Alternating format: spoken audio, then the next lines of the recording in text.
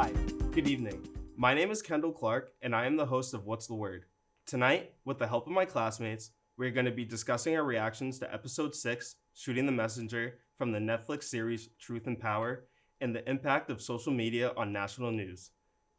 In this age of technology, where everyone is digitally connected through social media and technology, it does not take a lot of effort for a controversial image or video to reach national news outlets.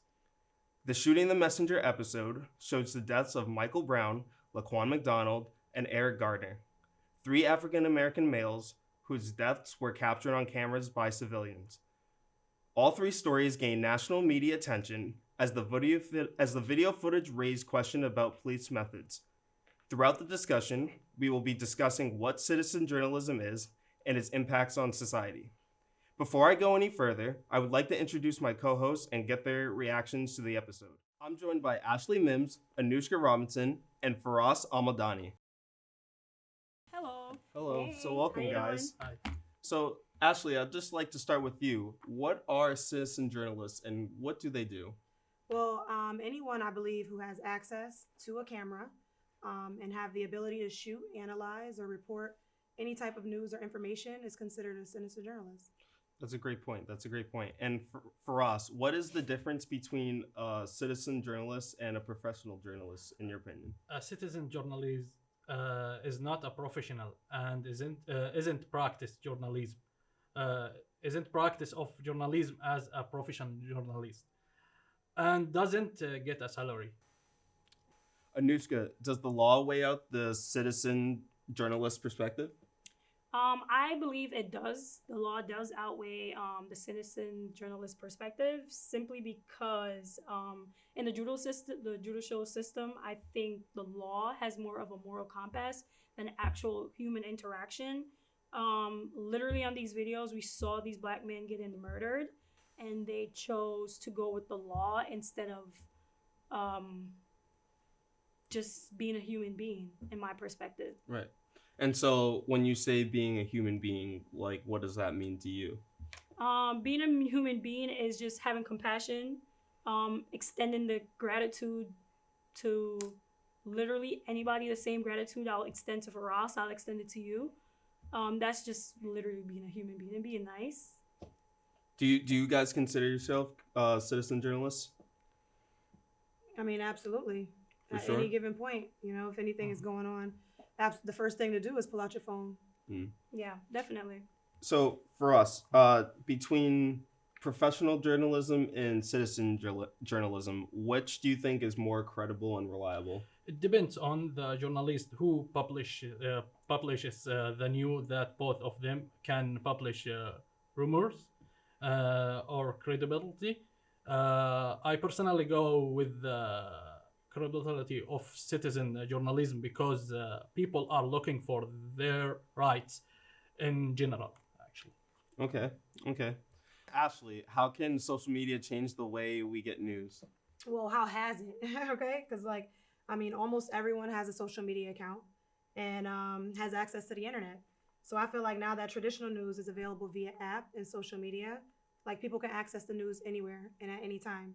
What are some of the apps you use to get your news? Well, NBC and Fox, and I use it actually to watch some sports as well. But when I get online, I actually use Baller Alert and Shade Room, which are ran by bloggers just like us, and they're similar to citizen journalists. And pretty much they gather information from users and news outlets and pretty much reshare that information for people who are more interested in the social media way as opposed to traditional news. Do you think citizen journalism will overtake maybe a CNN or a Fox? Do you think we will start to see our news broadcasted on an app? I think we already see that happening with the news being broadcast. And if there's a breaking news, you literally get a notification to your phone. And I don't think it will outweigh citizen journalism, will outweigh professional journalism, because it's more of citizen journalism is more of an unfiltered. Here, this is what's happening. This is what's happening in my community. I'm showing it and documenting it, and it's just essentially one perspective. Professional journalism can get both sides of the story, so you can see if something is happening. In this case, you see them covering what happened in court or what's happening on the cops' perspective, while the citizen journalism, they're showing their perspective and their side, and it's up to us as consumers to kind of negate what's happening. Kind of take in what's happening and make sure that we are making a decision on our own, because it essentially, if we got the two sides of everything. So Yeah, that's kind of my perspective. Yeah, I don't think it definitely won't change for traditional, journalism. Absolutely not. I actually was reading an article recently in the Sun Daily by Nur Adil Ramli. And he said pretty much instead of rivaling social media, news outlets are leveraging off the platform to reach a wider audience online, which means that it's honestly opening up more opportunity. Yeah. So Anushka, where do you think it will get to a point where algorithms bar citizen journalism from the public consumption? I think so, because I see it happening right now, because if you go online and you go search for a baseball hat, you just do some random stuff online, then you're literally fed that information and you're kind of geared to that direction. So I feel like with that whole thing, we put our gender, or all these social sites, we put our gender or age, color, what color we are. I think that within itself kind of limits the information we get, and it based on like the history of everything that's kind of happening within like the country or whatever, and we see that citizen journalism are having such a great and huge platform. I fear that it will get to a point where it's very limited. If you upload a video, it will kind of, it's nothing for Facebook to upload its guidelines, and they'll just take that video off the internet. So let me ask you guys this. We've all seen the episode, and it talks about all three deaths of the African American males. Do you think the impact would have been different if those citizen journalists hadn't acted and taken those videos and let the national news just report it? Do you think the Laquan McDonalds and Michael Browns of the world, do you think their stories would be heard? No, not in that way, because historically we see that not being the case, and these are just instances that's been happening for years and years, and now we're just getting to a point where we're actually seeing material, videos of and happenings, things are being documented, and now it's being filtered through different platforms. Right. So where do you think citizen journalism is going to go in the future? What do you think in a short timetable? We have an election coming up. What do you think the impacts of citizen journalism going forward could be? Actually, it's gonna be more technology and more users for citizen journalism, and we're gonna get more true things or story for that. Actually, yeah. So we're gonna see more on Twitter. We're gonna see more on Facebook. Yes, we're gonna see that, yeah, in the future.